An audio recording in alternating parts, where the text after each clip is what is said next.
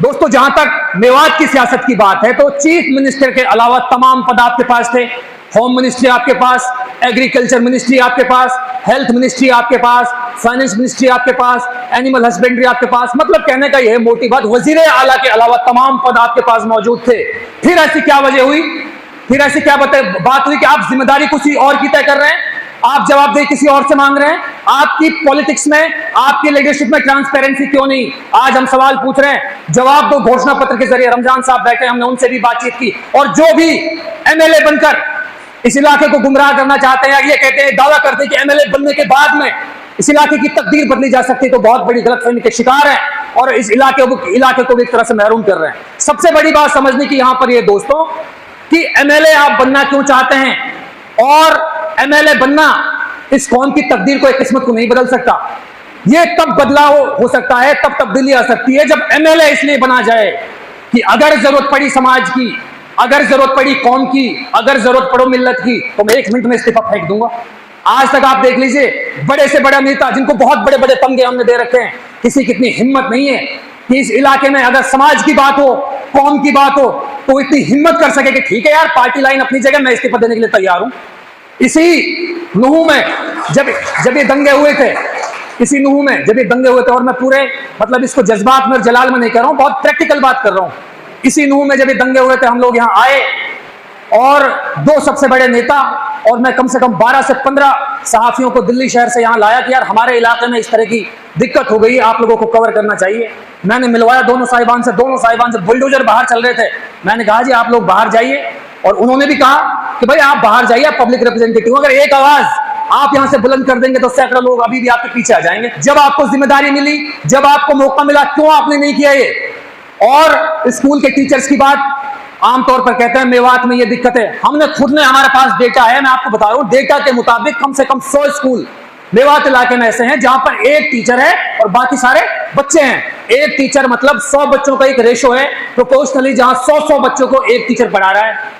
और यही हाल हॉस्पिटल्स का है। हॉस्पिटल के बारे में ये कहते हैं, भाई फलानी हॉस्पिटल में डॉक्टर नहीं है, भाई फलानी हॉस्पिटल में तो दवाई ना। भाई तुम कहां कर रहे हो? तुमने कितने स्कूल 5 साल में विजिट करें? तो ये बता के दिखाया कि हम 5 साल में स्कूल के बाहर गए और हमने कहा कि भाई जब तक टीचर नहीं आएगा स्कूल में लॉक लगाया जाएगा, और जब तक टीचर नहीं आएंगे हम लोगों को बताएंगे कि भाई यहां पर ये दिक्कत आ रही है। इलेक्शन से 6 दिन पहले, इलेक्शन से 1 दिन पहले पार्टी के मैनिफेस्टो के आधार पर और पार्टी लाइन के आधार पर इस इलाके के लिए नेताओं ने कुछ नहीं किया।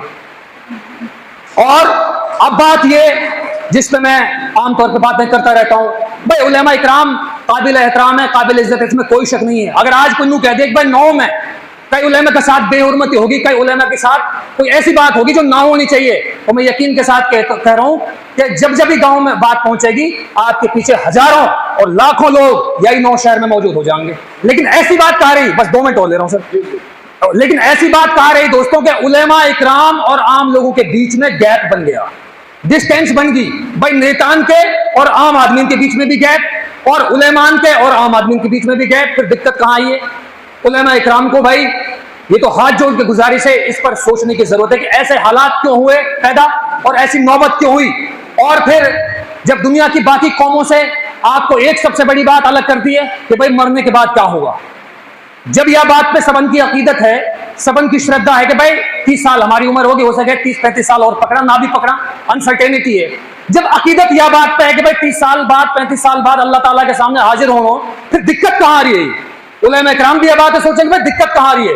डबल स्टैंडर्ड उलेमा इकराम में भी छोड़ने पड़ेंगे, डबल स्टैंडर्ड पॉलिटिशियंस को भी छोड़ने पड़ेंगे, और न्यू कहनी पड़ेगी सीना ठोक के, जैसे हम कह रहे हैं कि सन 2014 में ई मैगजीन चलाई हमने, जब हम जामिया में पढ़ रहे मास कम्युनिकेशन के आखिरी सेमेस्टर में, कि समद भाई बैठो, अल्ताफ बैठो, मुस्तफा ही है ना, हमने कही, मैंने कहा यार पढ़ लिख तो लिए हम, अब कहा करेंगे? वो कह रहा अब नौकरी करेंगे। मैंने कहा नौकरी ना, कुछ अपने इलाके को भी हमारे ऊपर जिम्मेदारी बने। हमने सोची कि कासिम मेवाती साहब बैठे हैं, बाइक ओखला इंडस्ट्रियल एरिया से मैगजीन ने मोटरसाइकिल पर छपवा के ला करे, और जब फ्री में कासिम मेवाती हर को हून मैगजीन दिखा करे, मैंने कहा फ्री में बांट दो, कोई दिक्कत ना, कैसे रुपया हमने ना ले रहे हैं। हमने ये काम सन 2014 में अक्टूबर में करो और 1 साल तक करो। हमने सारे बालक बुलाए, जेएनयू के, दिल्ली यूनिवर्सिटी के, जामिया के, एएमयू के। मैंने कहा यार नौकरी तो करना कोई बहुत बड़ी बात ना, नौकरी तो हम कर ही लेंगे, लेकिन अपने इलाके में एक ऐसा प्लेटफॉर्म प्रोवाइड करवाने की जरूरत है जहां से हमारे लोग सही तरह से जिम्मेदारी के साथ अपनी बात उठा पाए। मैंने कही 1 रुपया को खर्च है सिर्फ एक दिन को, 30 रुपए की मैगजीन सन 2015 की बात करूं, अक्टूबर की मैं, ये दूसरा इशू है। मैंने कही भाई एक दिन गुटखा मत खाओ, एक दिन पेप्सी मत पियो, एक दिन भाई बारह कर लो, 1 रुपया कम दे दो, सिर्फ 1 रुपया खर्च करना तमन्ना पूरे दिन में हमारे इलाके के लोगों से 1 रुपया खर्च ना हो। मेरी मानू कह रही कि बेटा तेने कौन सी पढ़ाई करी, तू डाकिया बनो डोल रहो, तेरा मुंह बदलो पढ़ो, तू सूखो पढ़ो, तेने कौन सी पढ़ाई पढ़ी जो मैगजीन ने किताबें तू छपवा के लावा हूं और दुनिया तो फ्री बांट डोला। मैंने की अम्मी एक साल की बात है, उसके बाद हम अपने काम करने लग जाएंगे। जब हमने लगी कि भाई हालात साजगार ना, भूखे मरने लग गए, घर वाले के ताने अलग है, तेने कौन सी पढ़ाई करी है। 1 साल बाद मैगजीन हम बंद करके वापस दिल्ली चले गए और हमने वहां के बाद में अपनी भाई नौकरी शुरू कर ली 10 साल की। उलमा इकराम से भी मैं यही कहूंगी, या दावे करो अगर सच्ची बात तब्दीली चाह रहे हो, तो ऐसे इजलास और जलसे तो भाई होते ही रह रहे हैं, पॉलिटिशियन भी कर रहे हैं, उनके अंदर हमसे ज्यादा भीड़ है, या अहद लेके जाओ।